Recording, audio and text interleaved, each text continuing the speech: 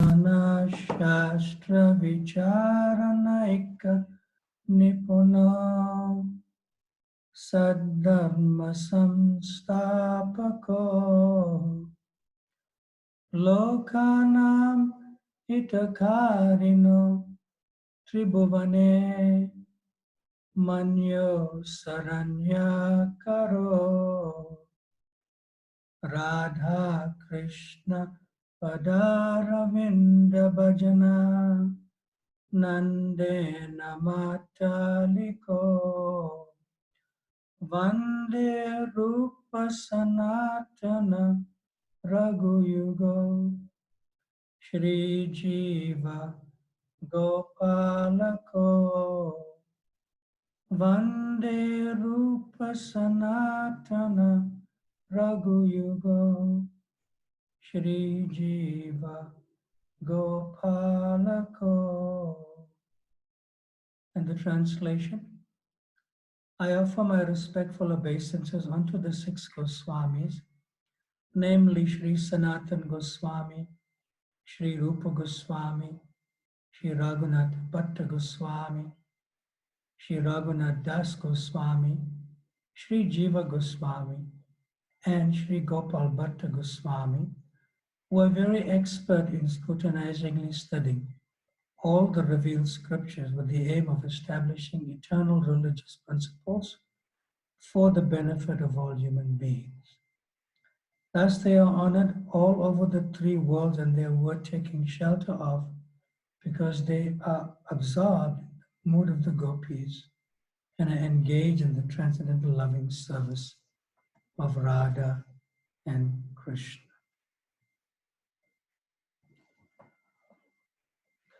So everyone can repeat after me.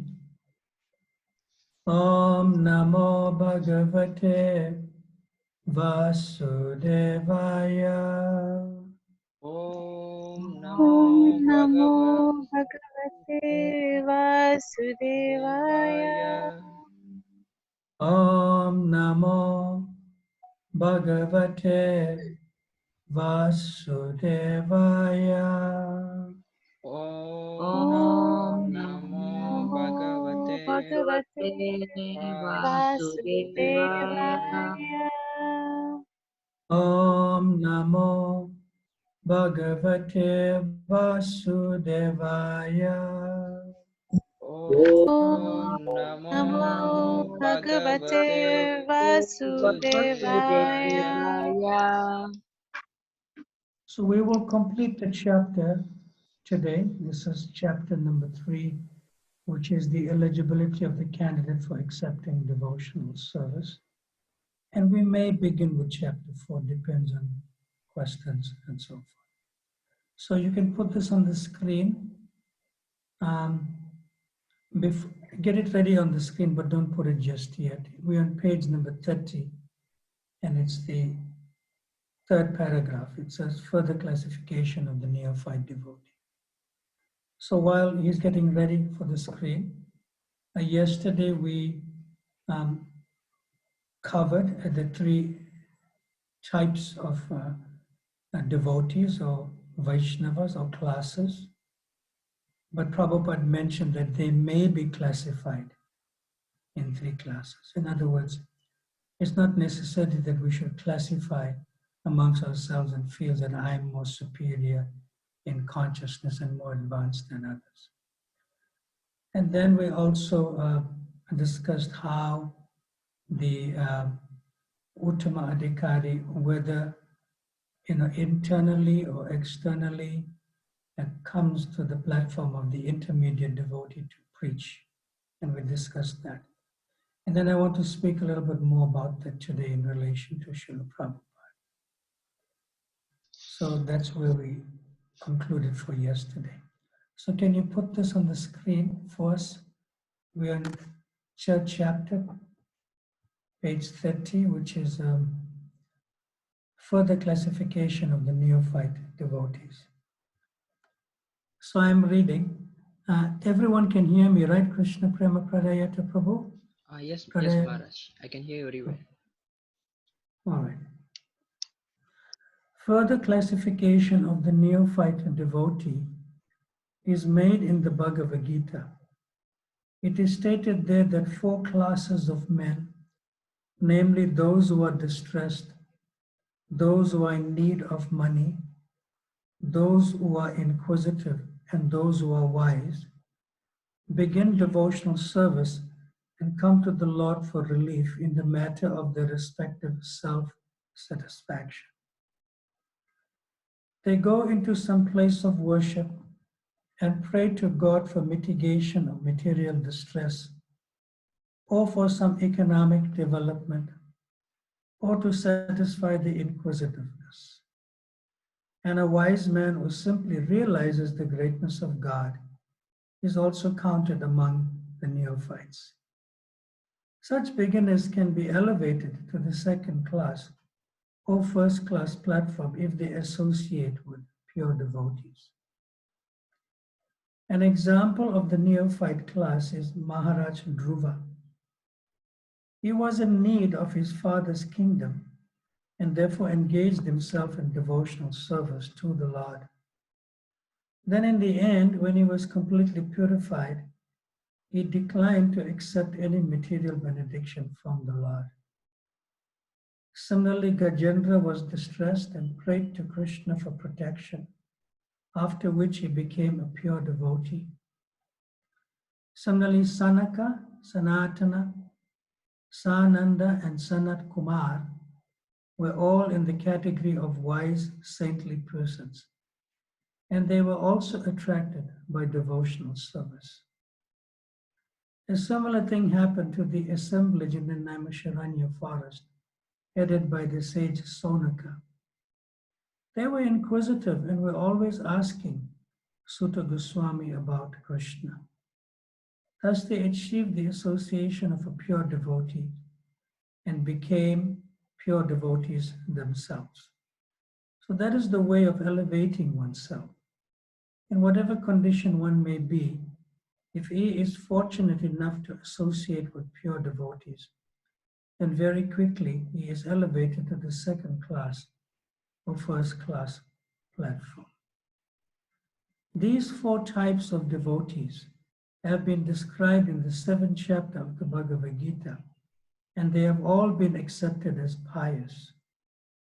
Without becoming pious, no one can come to devotional service. It is explained in Bhagavad Gita that only one who has continually executed pious activities and with sinful reactions in life has completely stopped can take to Krishna consciousness. Others cannot. The neophyte devotees are classified into four groups: the distressed, those in need of money, the inquisitive, and the wise, according to their gradations of pious activities. Without pious activities, if a man is in a distressed condition, he becomes an agnostic, a communist, or something like that. Because he does not firmly believe in God, he thinks that he can adjust his distressed situation by totally disbelieving in Him. You can put me back on the screen. Om Jnana Timirandasya Gyananjana Shalakaya Chakshurun Militam Yena Tasmai Shri Guruve Namaha Shri Chaitanya Manobhistam Stapitam Jana Bhutale Swayam Rupa Kadamayam Tadati Swapadantikam Vanchakalpa Tarubhyascha Kripa Sindhubhya Evacha Patitanam Pavanabhyo Vaishnavabhyo Namo Namaha Jaya Shri Krishna Chaitanya Prabhu Nityananda Shri Advaita Gadadhar Srivasadi Gaura Bhakta Vrinda Hare Krishna Krishna Krishna Hare Hare Hare Rama Rama Rama Hare Hare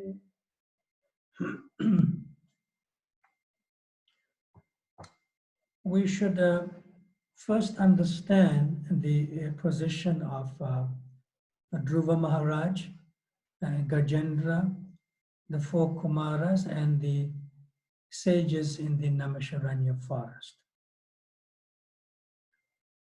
They are playing a part within the Leela Shakti or pastime potency of the Lord.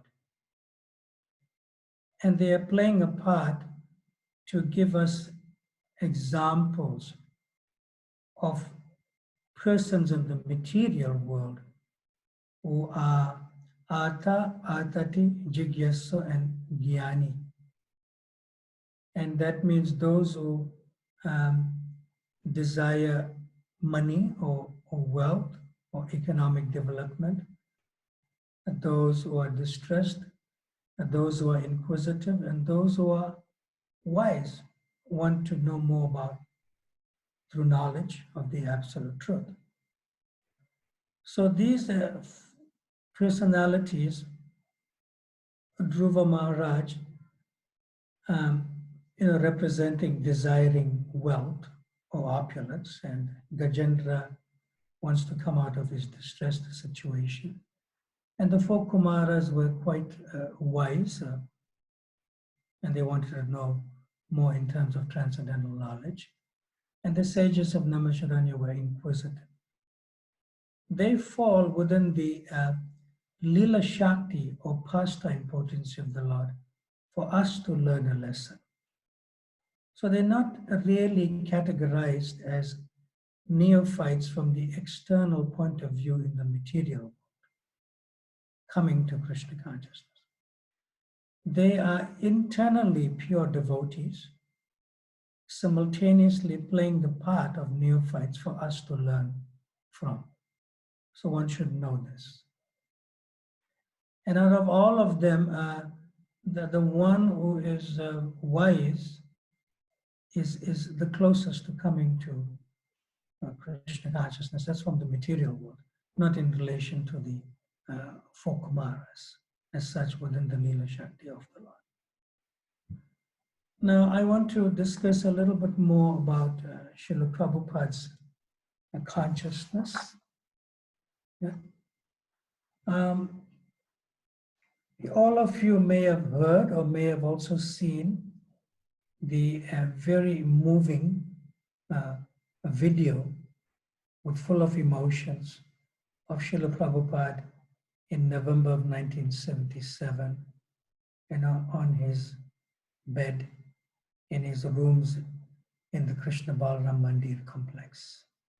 You must have seen that. And part of that video that you must have seen is that even right at the very end, before manifesting his, before winding up his manifest pastimes with us here, he was translating Srimad Bhagavatam. So therefore, Srila Prabhupada, from the beginning, practically to the end, in terms of his manifest presence with us, he's still present with us also, from the books and instructions and hearing from followers of Srila Prabhupada about Prabhupada. But in his manifest presence, prakat, or vapu form, Srila Prabhupada certainly is a preacher from the beginning right till the end of his manifest presence with us. He never gave that out. See?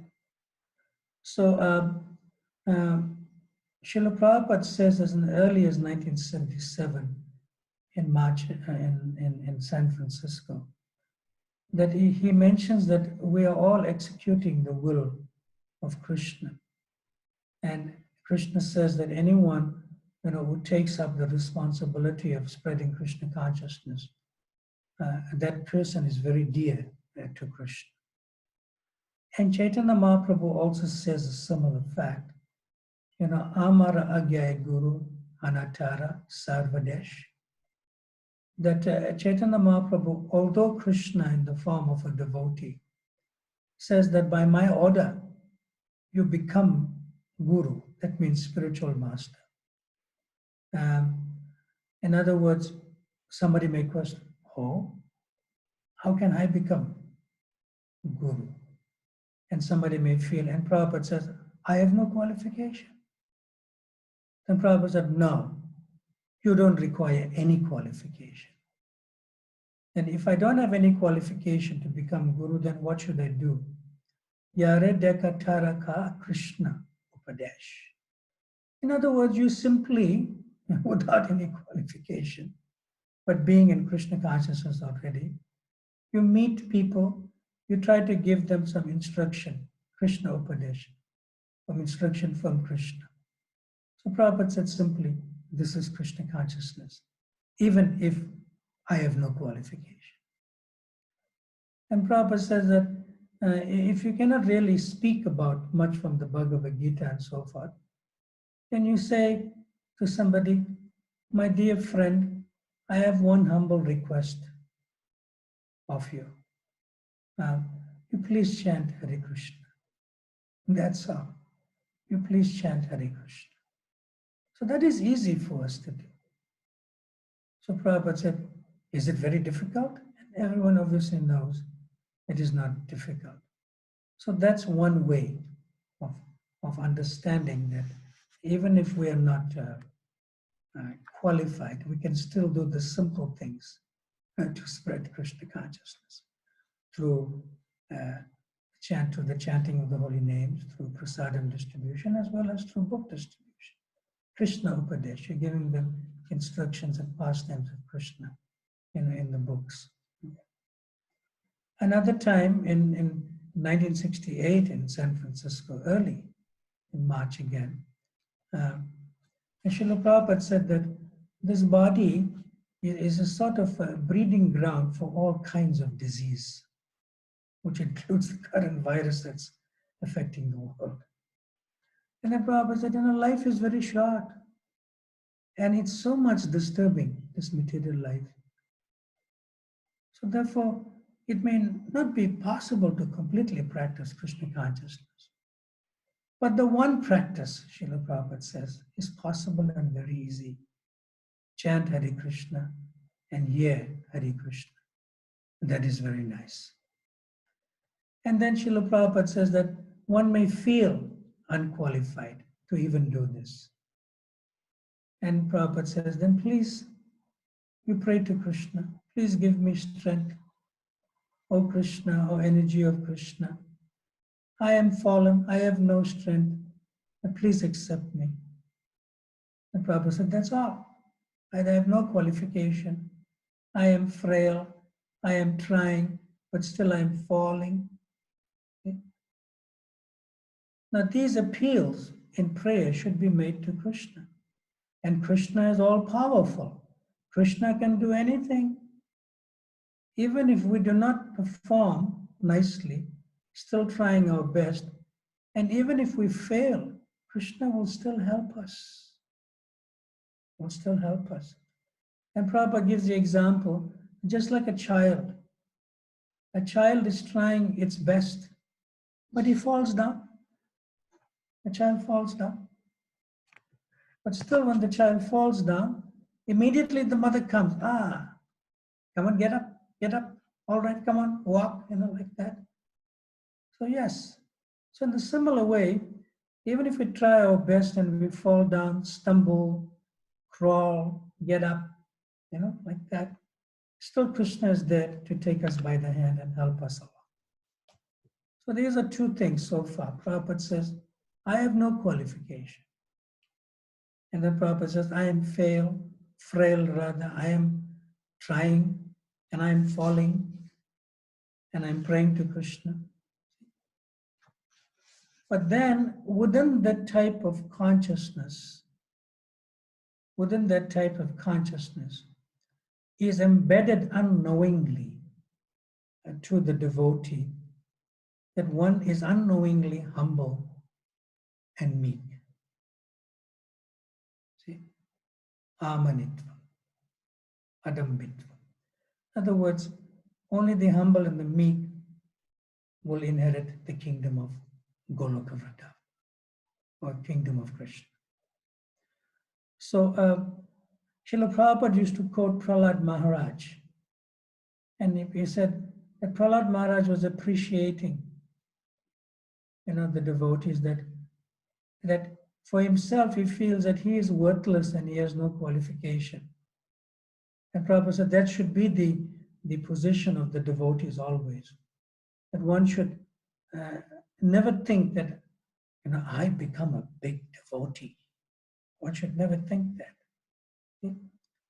And therefore Chaitanya Charitamrita says humbly,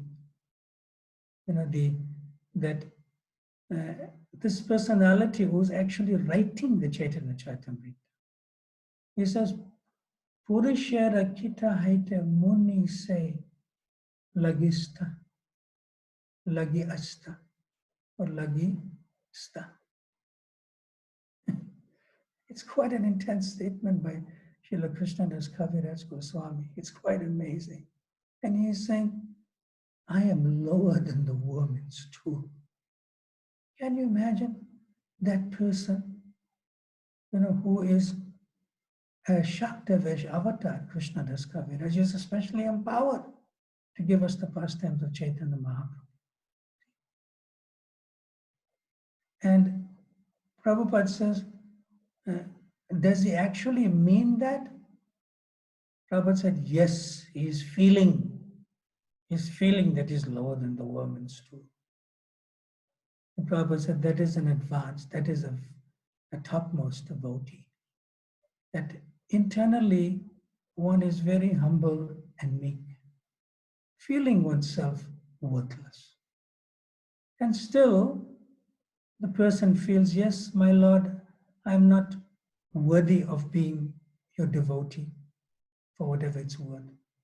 But still, my Lord, I know you're very kind and favorable to me. And I know it is your causeless mercy. Although I'm not qualified, I am unworthy, still, you're giving me such facilities and association of devotees to be in your service. So Prabhupada said, this is humbleness. Lord Chaitanya himself was the greatest personification of a Krishna Bhakta, a devotee of Krishna. Lord Chaitanya himself never said that I have seen Krishna. He never said, I have seen Krishna. Yet he was mad after Krishna. And he was saying things like this, Prabhupada says, where can I see Krishna? Where is Krishna? Where is Krishna? When will he be manifest to me? Therefore, he was mad after Krishna. And this is our process in a way that we follow Sri Chaitanya Mahaprabhu. It's called Viraha Bhav. Viraha means separation. That, oh Krishna, you are the best, you're so merciful, you're the nicest, but me, I am so rascal. I am full of sin that I cannot see you. I have no qualification to see you. So we say in this way, one will feel separation from Krishna. That Krishna, I want to see you, but from my perspective, I can't really see you. I'm hankering because I'm so disqualified that I cannot see you. But I know from your side, you can manifest anytime you want. From my side, I really cannot see you. So the Srila Prabhupada said that this feeling of separation from Krishna in that mode of humility will make one enriched, will make one wealthy in Krishna consciousness. This feeling of separation. And not that I've seen Krishna. Yes. Not that I have understood Krishna. Then everything will be finished. Yes. So perpetually, Srila Prabhupada said one should think of oneself that really I am unfit to see Krishna. And that will give us the wealth of Krishna consciousness in separation from Krishna. So this is Prabhupada's consciousness himself. So, to categorize him as an Uttama Bhagavata or Uttama Adhikari would be okay, but He's beyond that. This type of consciousness that one is searching for Krishna. Now, Srila Prabhupada often uses two words in his purports. The words are Gostyanandi, and Bhajananandi. So the word Bhajananandi refers to a devotee who does not move. That means doesn't travel and preach and remains in one place. But that Bhajananandi devotee at the same time is always engaged in Krishna consciousness or the devotional service of the Lord. And he always chants the Hare Krishna mantra as it is given to us by the process, by the previous acharyas. And sometimes that Bhajananandi, if kind of necessary in his consciousness, he may go out for some preaching, but mostly he comes back. See? However, Gostyanandi, Srila Prabhupada says, desires to increase the number of devotees all over the world by making the non-devotees devotees. Why? Because he travels all over the world just to purify the world and the people residing in it unknown to him. But in other words, he wants to please Sri Chaitanya Mahaprabhu. Why? Because Priti Viti Acharadi Nagaradi Gram Sarvatma Prachar Hoiba Muranam. That Lord Sri Chaitanya Mahaprabhu wanted all his followers to move all over the world to preach in every town and village. And in our Chaitanya, Prabhupada says, in our Chaitanya Sampradaya, those who strictly follow this principles of Lord Chaitanya must travel, all over the world and preach the message of Lord Chaitanya, which are the same as preaching the words of Krishna from Bhagavad Gita or Srimad Bhagavata. So the more the devotees preach the principles of Krishna Katha, the more people throughout the world will benefit. Now the Bhajananandi may be there, but Srila Prabhupada says above the Bhajananandi is this Gostyanandi, or the preacher.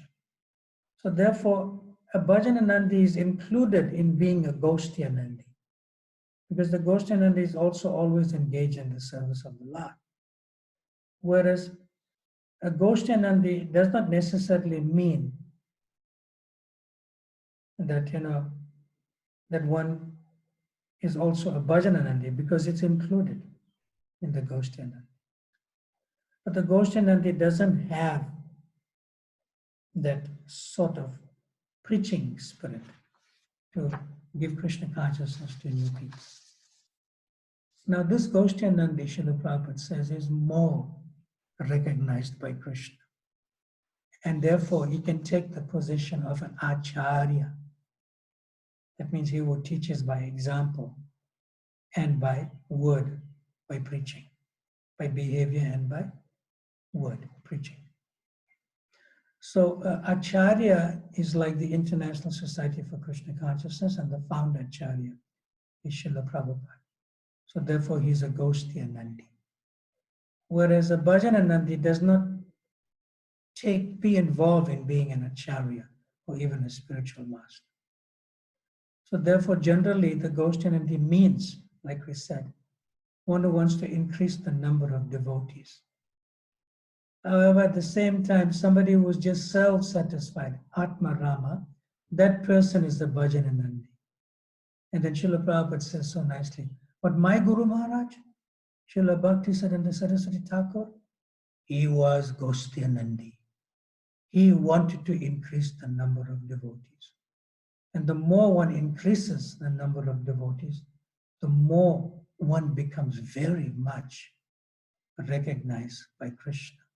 Because this is also Krishna's transcendental business, to bring the naughty children who have left Krishna back to Krishna. Hare Krishna. So, if there's any questions from yesterday's discussions and today's introductory, not introductory, but conclusion discussions, in terms of Srila Prabhupada, in terms of Uttama Adhikari, Madhyam Adhikari, and Kanishta Adhikari. One can ask now, please. Anyone?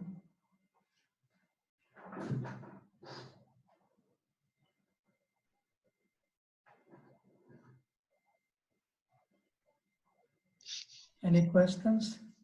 Maharaj, so far, okay, one person is asking. Hare Krishna Maharaj. Please come on the screen. Hare Krishna Maharaj. Cannot see you. Maharaj, Cannot see you. Hare Krishna, Krishna Krishna, Hare Hare, Hare Rama, Rama Maharaj, Rama, Hare Hare. Yes, I can see you. Tell me your name. Maharaj, my name is Yamuna Leela Devidasi. Yamuna In Lila. the previous Yes, classes, you Yamuna Lila. mentioned. Yes, I remember you. Yes, Yamuna Lila. Thank Tell me you, your Maharaj. question.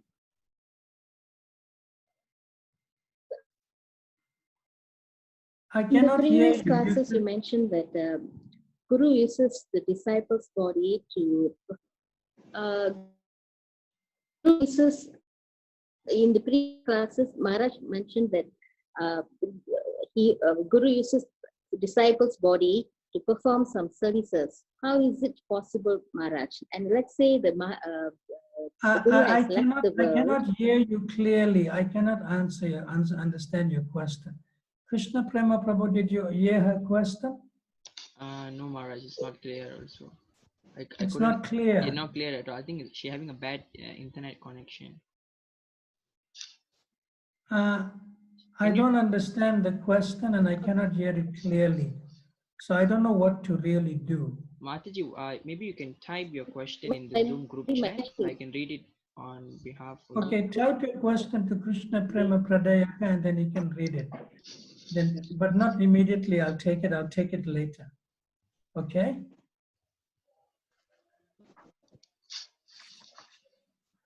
So we're going to move on to chapter 4. Devotional service surpasses all liberation. That means if there's no other questions on the subjects from yesterday and today. Any other question? No, Maharaj. So far, no one is asking any questions. Okay. So chapter 4, you can put it onto the screen. Devotional service surpasses all liberation. So I am reading. How much a devotee is seriously attached to the devotional service of the Supreme Personality of Godhead can be understood from the statement of Maharaj Prithu Adiraj, which is described in Srimad Bhagavatam, 4th canto, 20th chapter, verse 24.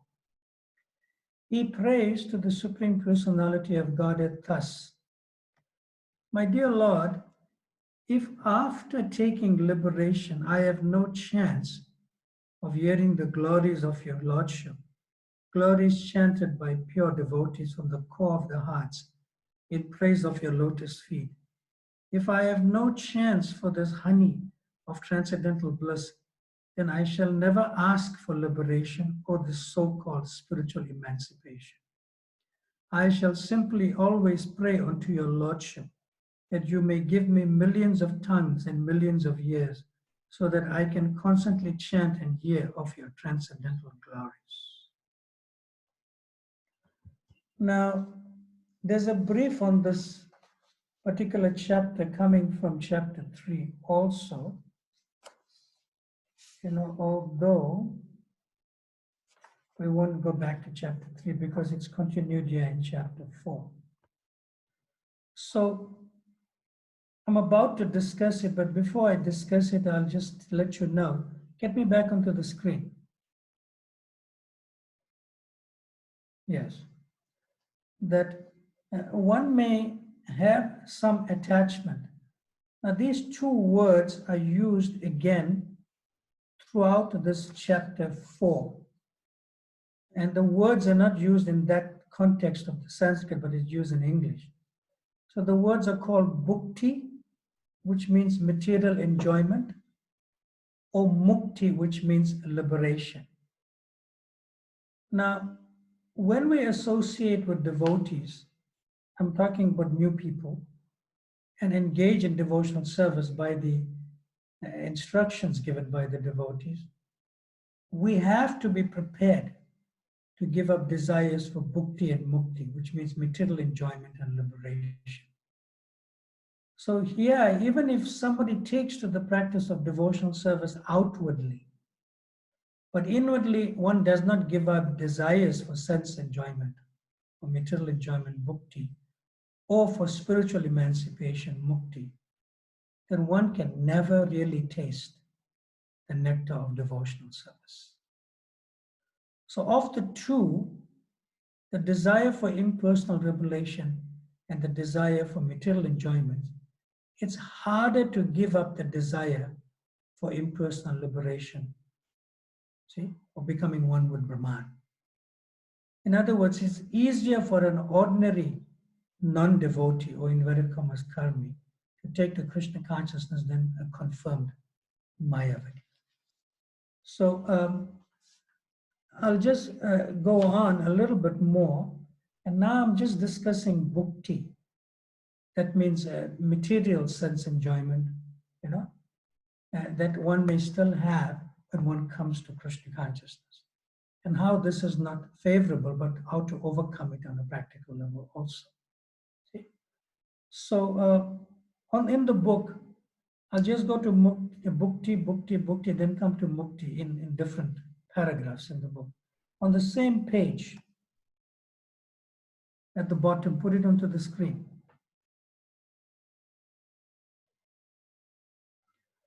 A similar statement, this is the paragraph, can you put it up a little bit more?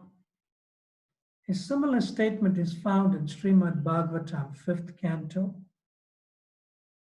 14th chapter, verse 44. Sukadev Goswami addresses Parikshit Maharaj there and says, the great soul King Bharat was so much attached to the service of the lotus feet of Krishna that he very easily gave up his lordship over the earthly planet and his affection for his children, society, friends, royal opulence, and beautiful wife. He was so very lucky that the goddess of fortune was pleased to offer him all kinds of material concessions, but he never accepted any of these material opulences. See? So this is an indication of devotees. They do not really care much for material opulence.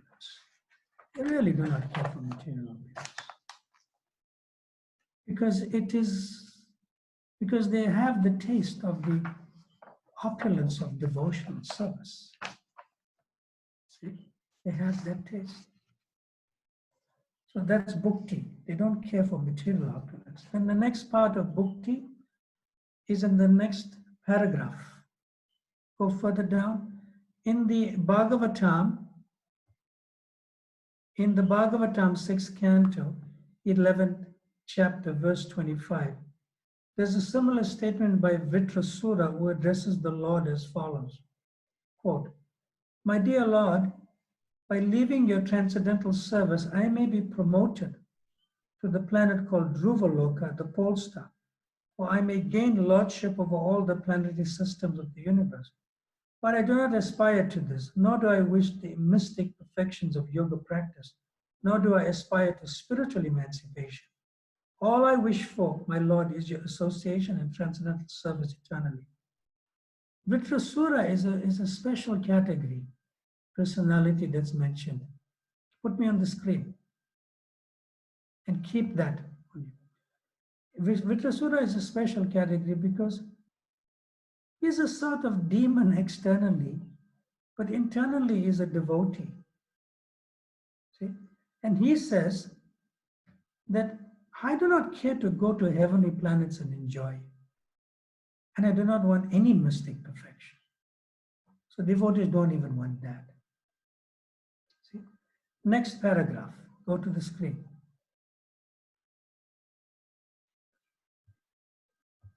This statement is confirmed by Lord Shiva in Srimad Bhagavatam, addresses Sati thus. My dear, hold on, let me read that again. 1 second.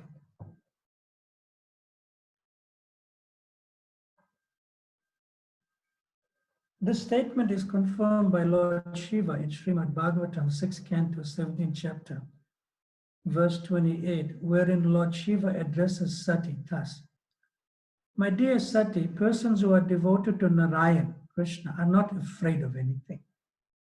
If they are elevated to the higher planetary systems, or if they get liberation from material contamination, or if they are pushed down to the hellish condition of life, or in fact in any situation, whatever, they are not afraid of anything, simply because they have taken shelter of the lotus feet of Narayan. For them, any position in the material world is as good as another. So devotees, what does this mean? Put me on the screen. This indicates that devotees, they really do not care whether they're in heaven or hell. Why? Because they are eternally engaged in the service of the Lord. Now let's go to the second last paragraph on that page. Skip one paragraph, go to the next one. In the 7th canto of Srimad Bhagavata, those are the words. Yes. In the 7th canto of the Bhagavatam, 6th chapter, verse 25, Prahlad Maharaj says, my dear friends born into atheistic families, if you can please the Supreme Personality of Godhead Krishna, then there is nothing more rare in this world. In other words, if the Supreme Lord Krishna is pleased with you, then any desire you may have within the core of your heart can be fulfilled without doubt. Now this is nice. Put me back on the screen. This is amazing. That, our karma, sarva kama va, moksha kama udaridi, ativrena bhakti yogena, yajeta apurusham aparam. That our karma, whether one is free of material desires, sarva kama va, whether one is full of material desires, or moksha kama, whether one is desiring liberation, still one by voluntary force, tivrena bhakti yogena yajeta purusham param, that by voluntary force one should engage in the devotional service of the Lord. So what does this mean? In other words, you do not have to separately pray to fulfill your material desires. When you engage in devotional service in Krishna consciousness, your material desires will be fulfilled. But Krishna fulfills them in such a way, just like in Dhruva Maharaja's case. He'll fulfill them in such a way that he'll purify you of your material desire, and you'll get much more, you could say, value than what little you wanted to fulfill according to your material desire in devotional service. Much, much more. You'll get satisfied in that way. Okay? So we continuing with this bhakti. If you skip the next paragraph and go to the following one, it says the words, similarly in the 7th canto.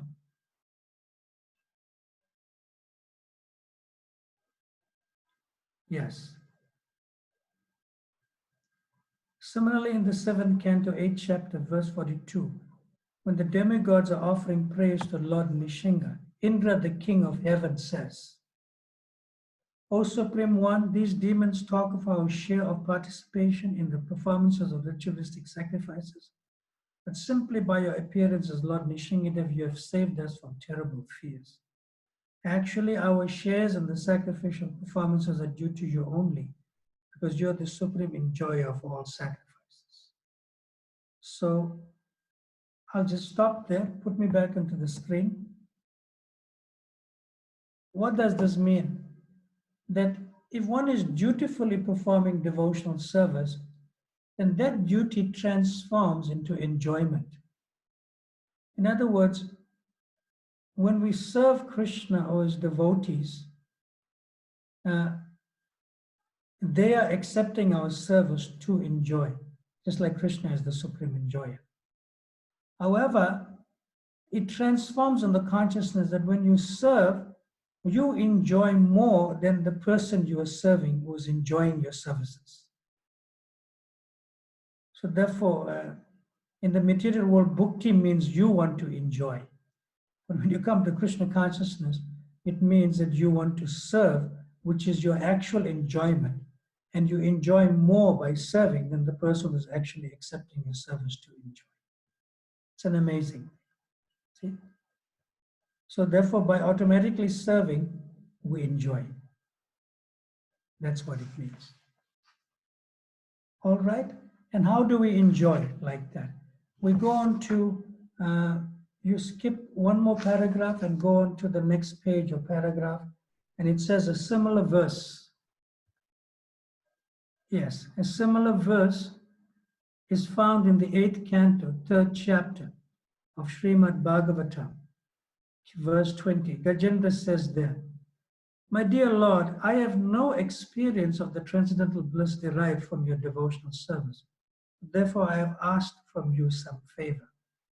But I know that persons who are pure devotees and have, by serving the lotus feet of great souls, become freed from all material desires, are always merged in the ocean of transcendental bliss, and as such are always satisfied simply by glorifying your auspicious characteristics. For them, there's nothing else to aspire to or pray for."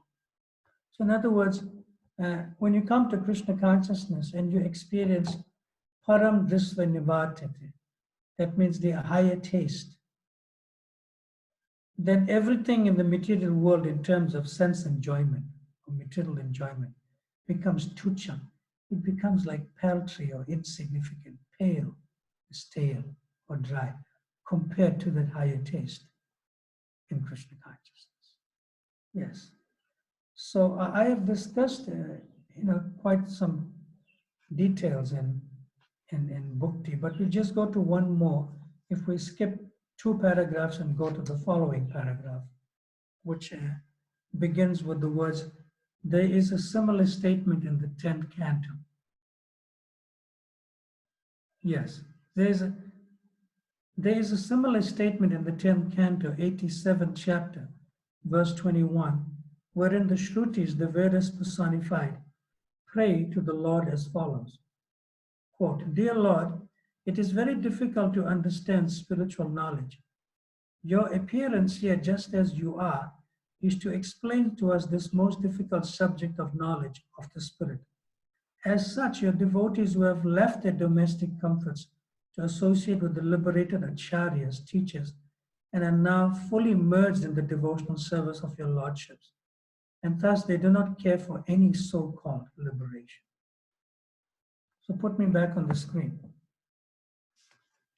So we find that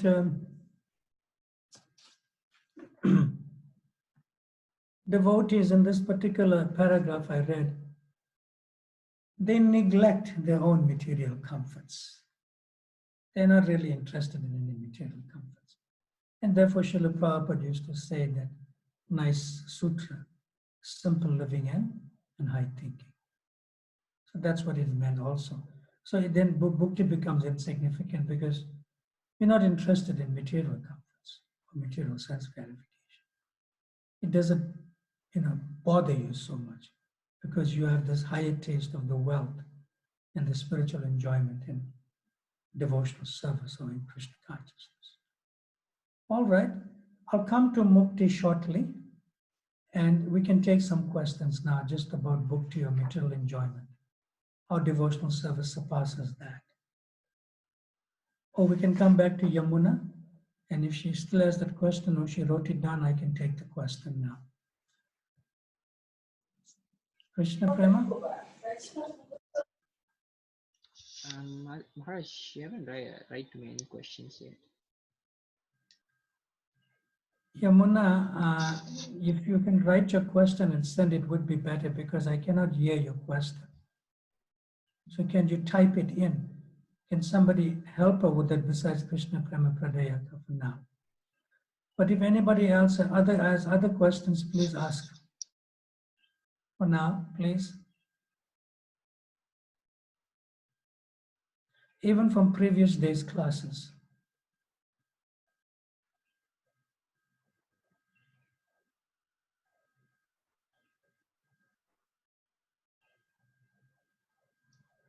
Hare Krishna, Krishna Krishna, Hare Hare, Hare Rama, Rama Rama, Hare Hare.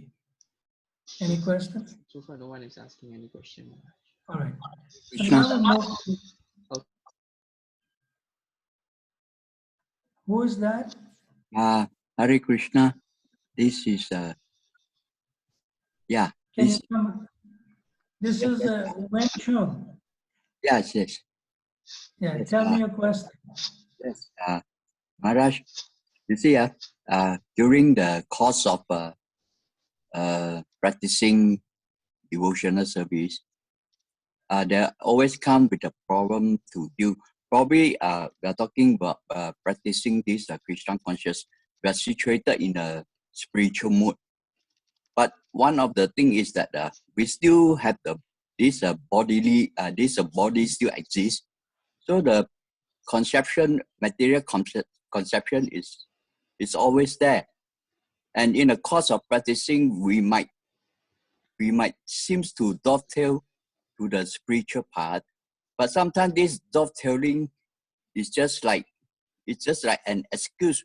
Probably we are in the surface it is dovetail, but inside the heart we still have is because it's of our own desire.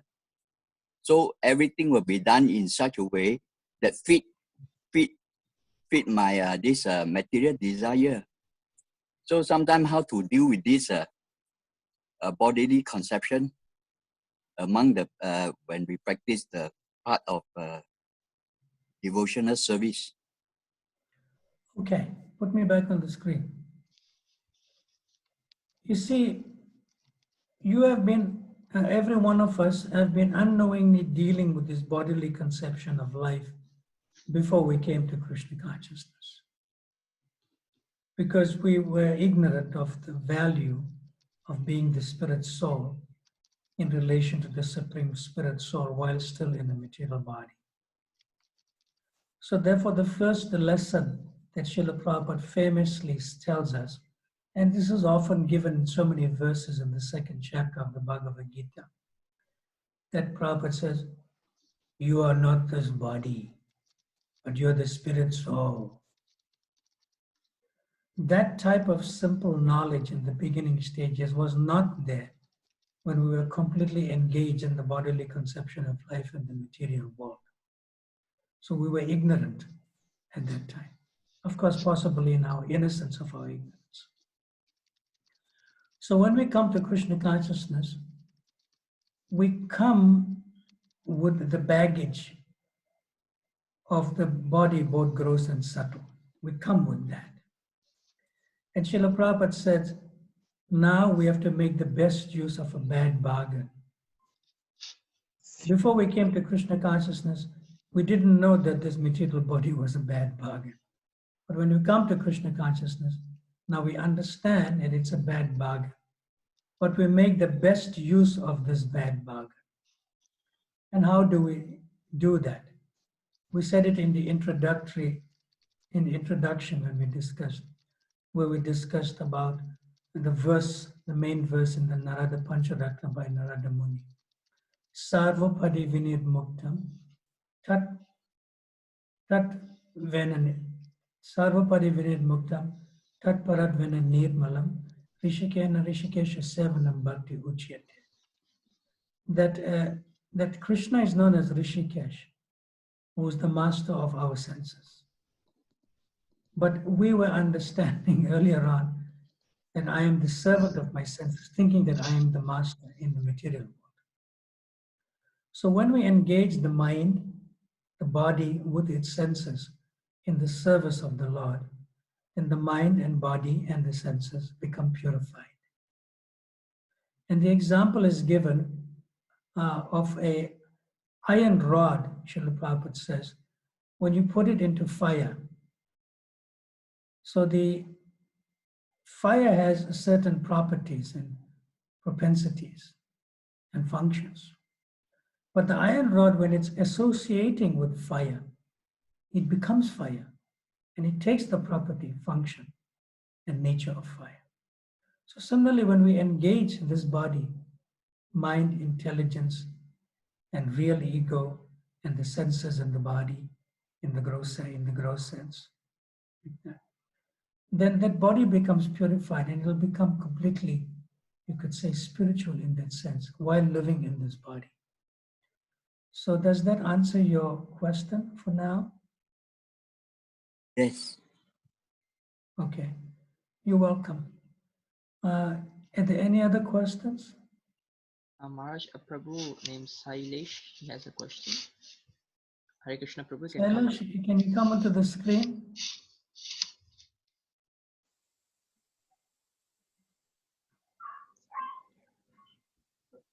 Sailesh, tell me your question, please.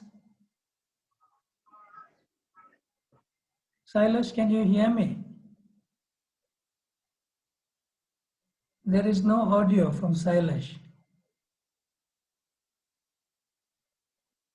Hare Krishna. I cannot hear the question, Sailesh.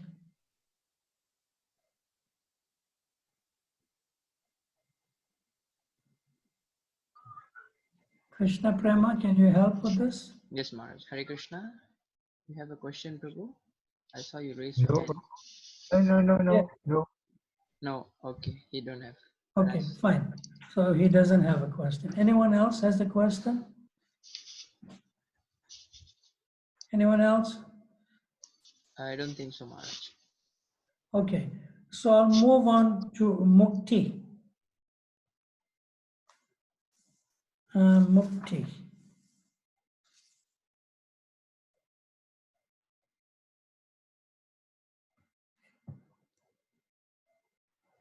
Now, Mukti means liberation,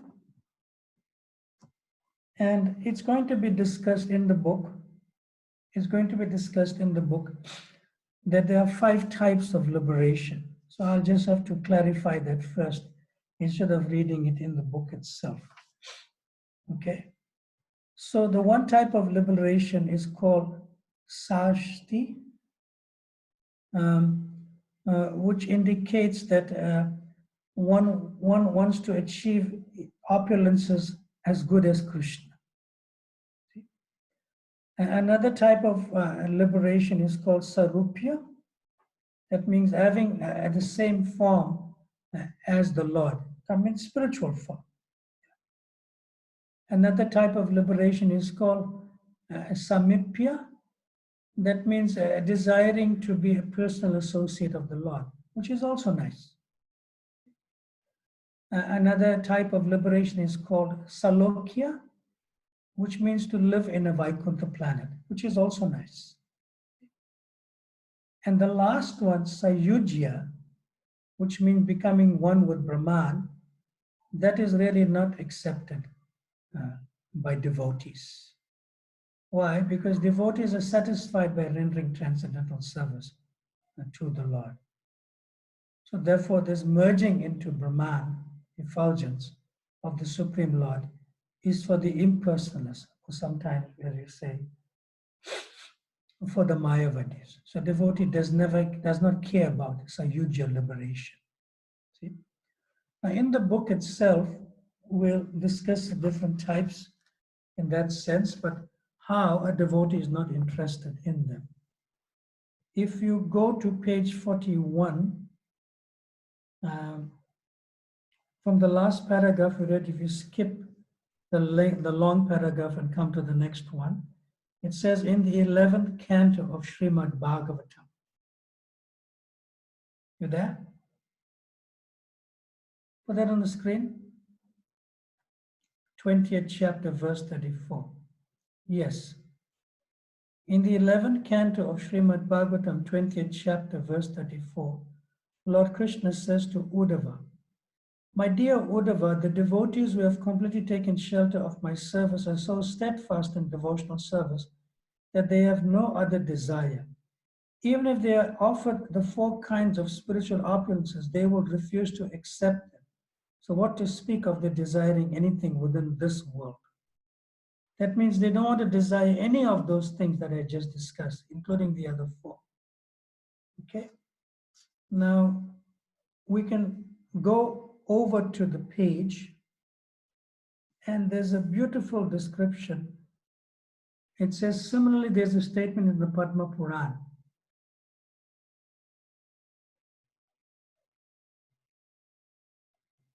Yes.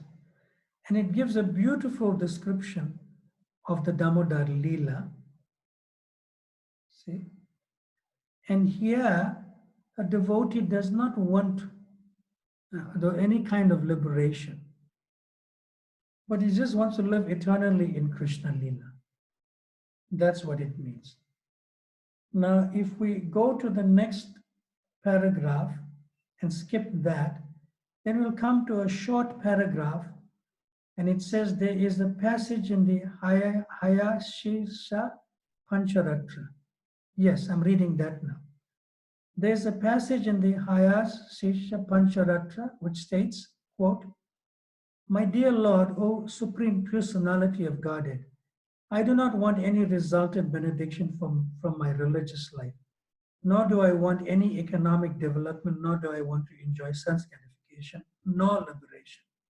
I simply pray to be an eternal servant at your lotus feet. Kindly oblige me and give me this benediction."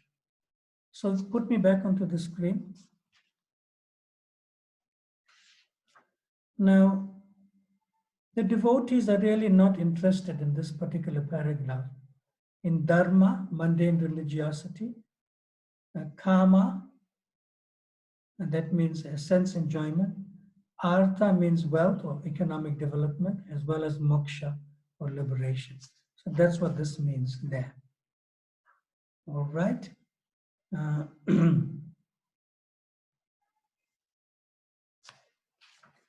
Now, I could take some questions right now, see, but I'll just discuss one thing about this liberation or about material sense enjoyment. That means mukti or bhakti. Okay. Now, someone may want liberation, even some personal liberation, although one may not be completely purified, but nevertheless a devotee. But in that consciousness, that kind of devotee, he wants to accept liberation for his own personal enjoyment. Now, for example, someone may want to be very near, to the spiritual master or to some senior devotee or some advanced devotee. But he may not be interested only, in the service of the spiritual master. But he may feel that he's with the spiritual master because he'll get many other facilities which he'll normally won't get. In other words, his desire is to be with the spiritual master, not to serve the spiritual master, but he'll get lots more prasadam, he'll get to travel, he'll get some comfortable room next to the spiritual master's room, like that. See, that means all the facilities will come. He may do his service expertly, outwardly, externally, by pleasing the spiritual master, but internally he's there just to enjoy the facilities that comes to being with the spiritual master. So the pure devotee does not even want that. Does not even want that. Although someone who's not a pure devotee may want that. It's a sort of bhakti, some sense enjoyment. See? But if the Lord wants that the devotee should serve him, the Lord, in Goloka Vrindavan, then the devotee can accept. Not for the sake of enjoying facilities of the spiritual world, or like with the spiritual master, but only for the sake of pleasing Krishna's desire. Anukulyana Krishna Anusilanam, by engaging in devotional service. So that's very important.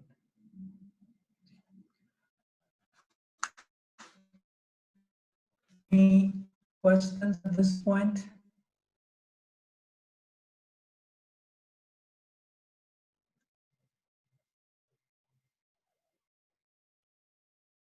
All right, good. We are going pretty fast with the chapters because the earlier chapters required much more explanation. So I'll conclude this chapter and then we'll take it from there if we have one more last question. So now, in the last 2 paragraphs of the nice chapter, devotional service surpasses all liberation. Oh, before I go to that, I wanted to say one more thing. It's in my notes, I kind of forgot. Srila Prabhupada, I said this before, but I'll just reiterate it for the point of this chapter. Srila Prabhupada said that the material world is like a prison house. See? So in between the material world, which is like a prison house, is the outside world, which is called the free world or the spiritual world. See? Now, Srila Prabhupada said that in the prison house itself, there may be prisoners. See? And they may be sentenced to, say, 25 years in prison, one person. See? But when the king or the governor or the president enters the prison house, he does not become a prisoner. He's coming into the prison house to maybe pardon that one particular prisoner from 25 years to be in prison for 2 years and then free. See? So similarly, Krishna and his representatives, they come into this material world, which is like a prison house, and they'll give us mercy and also instructions like in the Bhagavad Gita to free ourselves even while we are in the material. See? So devotional service does not, you could say in one sense, bring you liberation. We may not be free and still be in the prison house of the material world. That means not liberated yet. But even if we are not liberated and in the prison house of the material world, we can take to Krishna consciousness. See? By the mercy of the devotees, the disciplic succession, and so forth. So even while we are here, it means that we can live in the material world, but not of this world, not of this material world. You can be fully Krishna conscious in the material world and still not be out of the prison house of the material world. In other words, you can be free right here. See?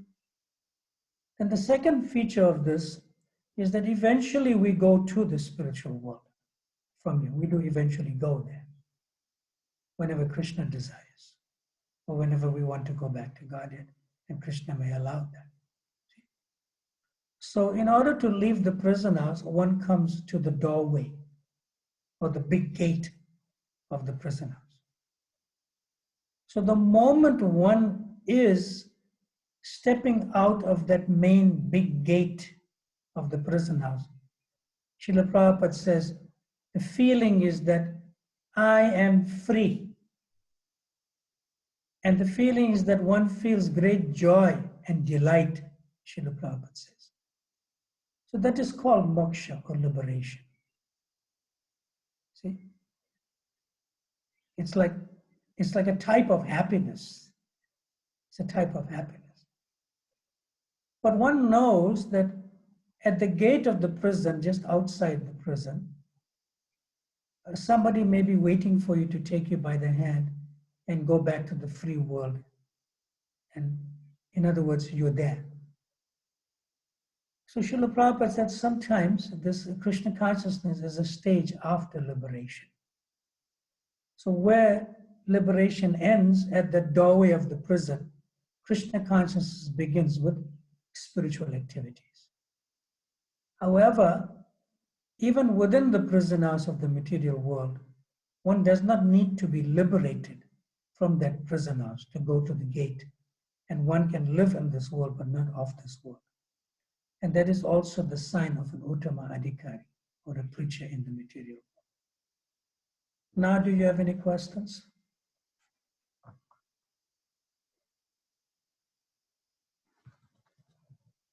Anyone?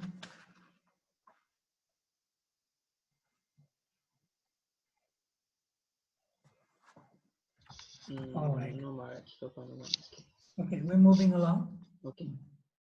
to that last two paragraphs in this book. In this chapter, Devotional Service Surpasses All Liberation, which is chapter 4. Out of many kinds of devotees, Sure. that's the words? Yes, I have it. Out of many kinds of devotees of the Supreme Personality of Godhead, the one who is attracted to the original form of Lord Krishna in Vrindavan is considered to be the foremost, first-class devotee. Such a devotee is never attracted by the opulences of Vaikuntha, or even of Dwarka, the royal city where Krishna ruled. The conclusion of Sri Rupa Goswami is that the devotees who are attracted by the pastimes of the Lord in Gokul of Vrindavan are the topmost devotees. A devotee who is attached to a particular form, I'm reading, that's the last paragraph. A devotee who is attached to a particular form of the Lord does not wish to redirect his devotion to other forms. For example, Hanuman, the devotee of Lord Ramachandra, knew that there is no difference between Lord Ramachandra and Lord Narayan, and yet he still wanted to render service only unto Lord Ramachandra. That is due to the specific attraction of a particular devotee. There are many, many forms of the Lord, but Krishna is still the original form. Though all of the devotees of the different forms of the Lord are in the same category, still it is said that those who are devotees of Lord Krishna are the topmost in the list of all the devotees. Now, amongst all the devotees who actually want to become free or liberated from material entanglement, the devotees of Narayan or other incarnations, are there, and they are also devotees of, Krishna, Radha Krishna. So here Srila Rupa Goswami says that the devotees of Krishna are the best because they can never be attracted to any other form of the Lord, whereas devotees of other forms of the Lord may be attracted to the form of Krishna. So generally, by the arrangement of Krishna, if somebody has the seed of some particular relationship with Krishna, with the Lord, then by the arrangement of the Lord, that devotee will come into contact with someone who will guide one towards that perfection. If by chance someone does attain, say for example, Vaikuntha, but has the seed of some higher relationship, then one can come back to this earthly planet because there's no spiritual practices of that kind in Vaikuntha. And when one comes back to earth, he engages in practices here and then attains that goal in Goloka Vrindavan. Now, a nice example is given here of an amazing personality called Gop Kumar in the Brhat Bhagavata. So as we have discussed, some few minutes ago, that every living entity has the seed of a particular relationship with the Lord inside of himself. And we find that in the example of Gop Kumar, who had an eternal relationship, as a coward boy, with the coward boy, Krishna, Gopal. So by virtue of his spiritual practices and the mercy of his spiritual master, even though he went to Vaikuntha and he was remembering Krishna and the cows at Govardhan in Golo. So the same thing happened to him when he went to Dwarka. See? and he saw Vasudeva Krishna. And he was able to render some service to Vasudeva Krishna.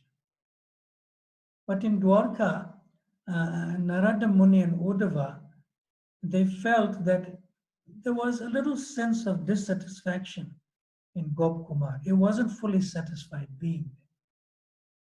So then they spoke to Gop Kumar, but Gop Kumar was also hesitant to express himself because he saw Uddhava and Narada Muni as senior to him. See?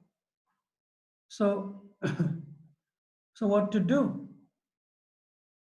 So then they explained to Gop Kumar that, devotees are fully satisfied and they want to experience the same satisfaction in a particular place. See?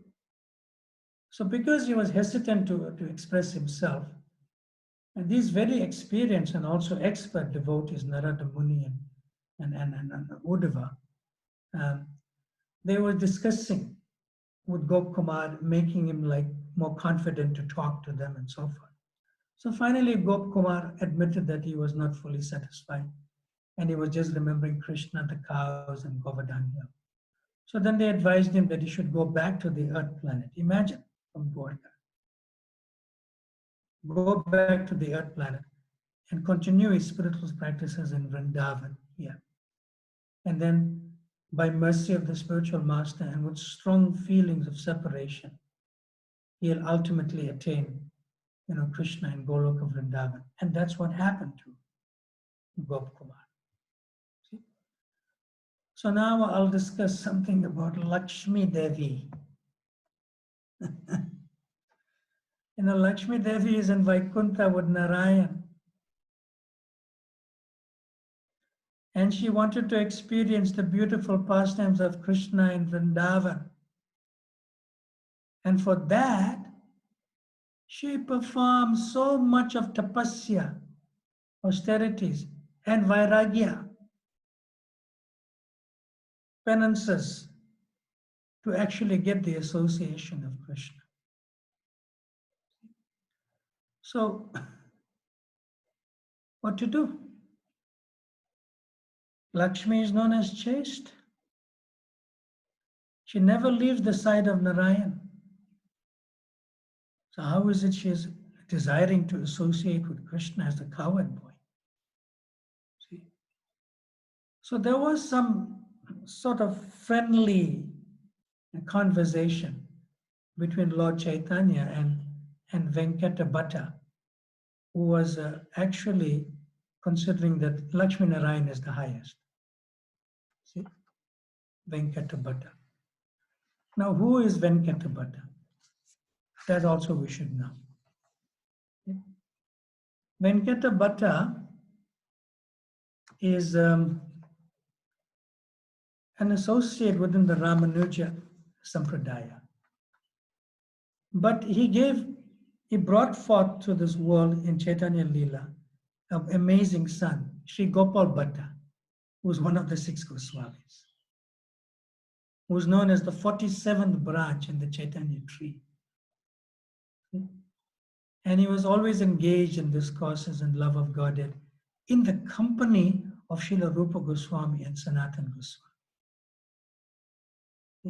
So this is that Venkata Bhatta, who's the father of Gopal Bhatta Goswami, who's eternal associates of Rupa Goswami and Sanatana Goswami. So that's to put that into context. See? So being a Vaishnava in the Ramanujacharya Sampradaya, Venkata Bhatta worshipped the deities of Lakshmi Narayan. And consequently, during the rainy season, 4 months, Chaturmas, Sri Chaitanya Mahaprabhu strayed in Sri Rangam in South India, with Venkata Bhatta. See? And they joked and they laughed because they were like contemporaries and so on. So Sri Chaitanya Mahaprabhu jokingly, he told, Venkata Bhatta, your worshipable goddess of fortune, Lakshmi, she always remains in the chest of Narayan. And she's certainly the most chaste in all of the spiritual nature, creation.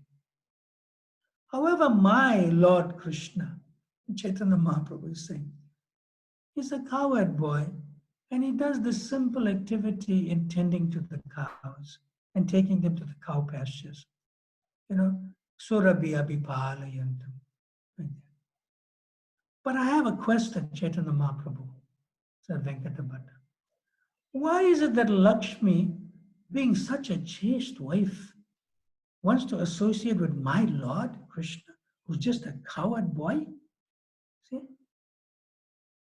And just to associate with Krishna, Lakshmi, she abandoned all the transcendental happiness in Vaikuntha, and for a long time, she went through so many austerities and penances. Then Venkatabhatta, this is like in a very informal way they're discussing, because Mahaprabhu doesn't really want to offend him, see, and he's a guest in Sri Rangam to Venkatabhatta. So Venkatabhatta then said, my dear Lord Chaitanya, that you should know that Lord Krishna and Lord Narayana are one and the same. However, I can understand that the pastimes of Krishna are more relishable due to its sportive nature. But you should also know that Krishna and Narayan are the same personality. So if Lakshmi wants to break a vow of chastity with Krishna, it was just rather out of some fun that the goddess of fortune wanted to associate with Krishna, because he's not different from Narayan. So this exchange is going on.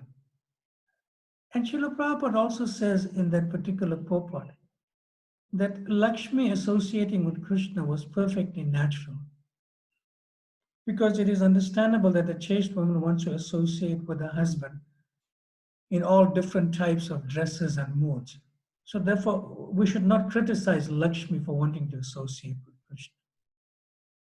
And then Venkatabhatta continued to support Lakshmi's desire to continue to associate with Krishna if she wants to. And he said, because there's no difference in these forms of Narayan and Krishna, but in Krishna there's a special, conjugal mellow which surpasses Narayan. That I can understand. And this is the conclusion of these mellows.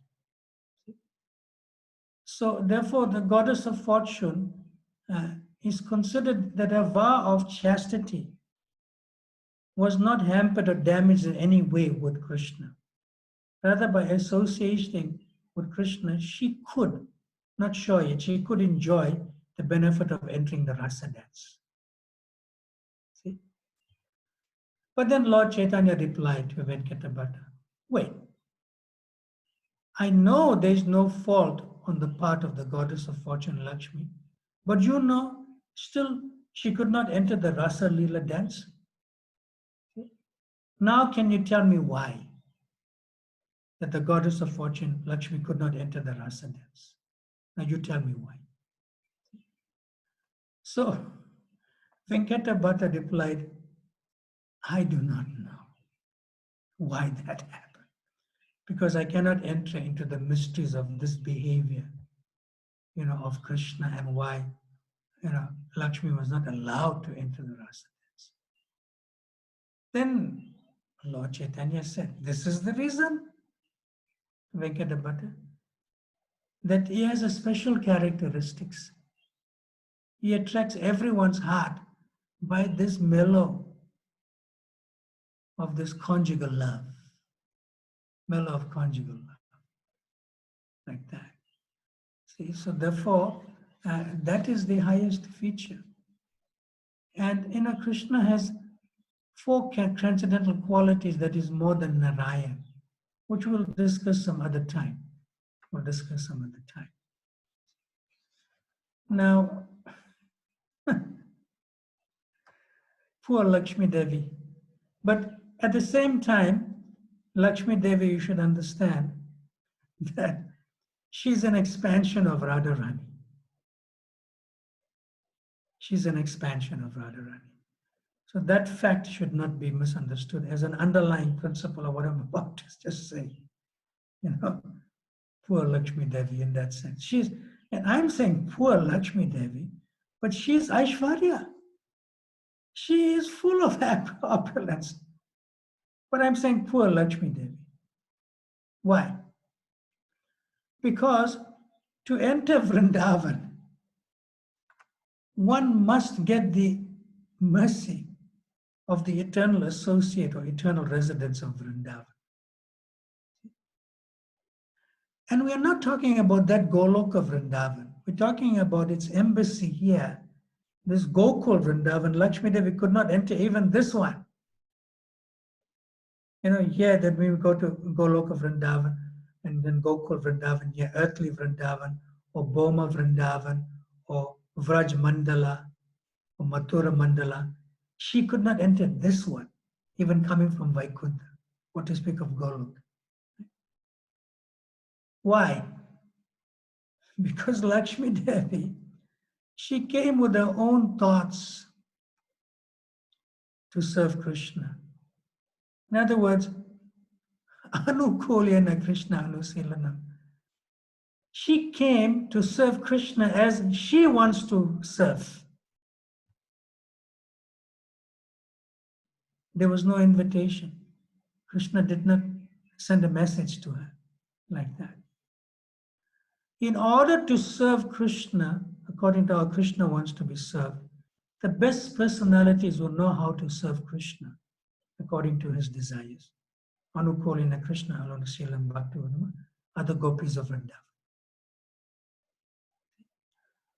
So when Lakshmi Devi actually came at the outskirts of Vrindavan, she had 4 arms. And the gopis were wondering, oh, Lakshmi Devi. They bowed down to her, my dear goddess, please bless us. Like that. She's wondering, yes, at least you recognize my position. I have 4 arms and you have 2. See? But she really could not go further. See? And when she expressed a desire to the gopis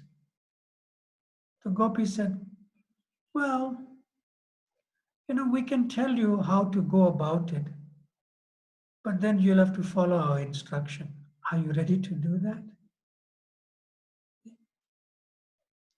Now note, in Vaikuntha, Lakshmi Devi has an exclusive position. Lakshmi Narayan. No one can take that position. See? But she couldn't be exclusive here in Vrindavan. She had to go through those gopis who are actually manjaris to the gopis, were servants of the gopis for training. See? For training. So the gopis, told Lakshmi, so many jewels. You look so heavy. Yeah. See? Aishwarya, opulence of Vaikuntha. You have to be like us. See, we don't have much jewels, nothing. We have some kantimala. And the dresses of the cowherd women in Vrindavan, you see, very simple. Right? And you have a crown with jewels. But our jewels are on the ground, This Chintamani stone is on the ground. You have it on your head. So you have to give it up. And besides that, we don't know how you're going to give up the other 2 arms. Because, our Gopal, our Gopinath, our Govinda, he has 2 arms. So, it'll be a little awkward, 4 arms and 2 arms, Like that. So Lakshmi Devi internally is feeling, what? You can't accept me as I am? And internally she's feeling, now I have to give up my form. 2 arms. And I have to take a form like yours of like a gopi. They said, yes, but that's not all. That's not all. So she asked the gopis what? And the gopis could see that she wasn't really surrendered. She wasn't really surrendered. And the gopis said, okay. You see, in order to be trained by us, you have to become, our gotra, in our lineage. You have to be in our family. You can't just walk in like this. So Lakshmi asked, what should I do? She has this desire to associate with Krishna. What should I do? So then these little girls, in front of Lakshmi, said, you have to enter into the womb of one of the gopis after marriage. So Lakshmi Devi said, what is that? Said, no, you have to die and then be born again. So what is that? Because there's no birth, old age, disease, and death in Vaikuntha. But this is Nara Lila, or human-like pastimes, in Vrindavan, Boma Vrindavan.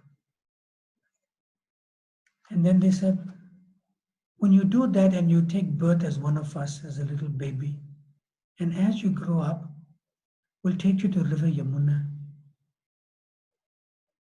And there we will teach you as you're growing up from a little girl, 3, 4, 5 years of age. We will put one nice big clay pot on top of your head. And then we'll teach you how to go and scoop the water in one scoop, and carry it on your side. And if you want to take more water, you put some on your head first, and you balance yourself, and you go back in the water and you scoop another one and you carry it on your side or put another one on top. Right. And Lakshmi Devi said, get married? After that, get married? And then also after marriage, and you're saying that I have to cheat my husband and my elders and my relatives? Then I have to go and meet Krishna when he plays his flute? Lakshmi Devi said, this is too much, too much. I'm not prepared to go through this. I'm not prepared to go through this. But she still had the desire to associate with Krishna. So then she appeared in a dual form, one after another as Lakshmi Priya and Vishnu Priya, the consorts of Lord Chaitanya Mahaprabhu in Chaitanya Lila. And that's how she experienced, to the effect, being with Krishna in the form of Lord Chaitanya. All right. I took a little bit more time maybe today more than other days. We'll end there for today. And we look forward to seeing you tomorrow to continue in this wake of this chapter, or we can get into chapter 5. You may have some questions there. Thank you very much. Thank you, Maharaj. Srila Prabhupada ki. Jai. Koti Vaishnava Vranda ki. Jai. Srila Swami Prabhupada ki. Jai. Nectar of Devotion ki. Jai. Bhakti Brhat Sindhu ki. Jai. Nitai Gaur Premanande. Hari Hari Bol. Thank you, Maharaj. Hare Krishna. Thank you very much, Maharaj. Hare Krishna. Thank you, Maharaj. Krishna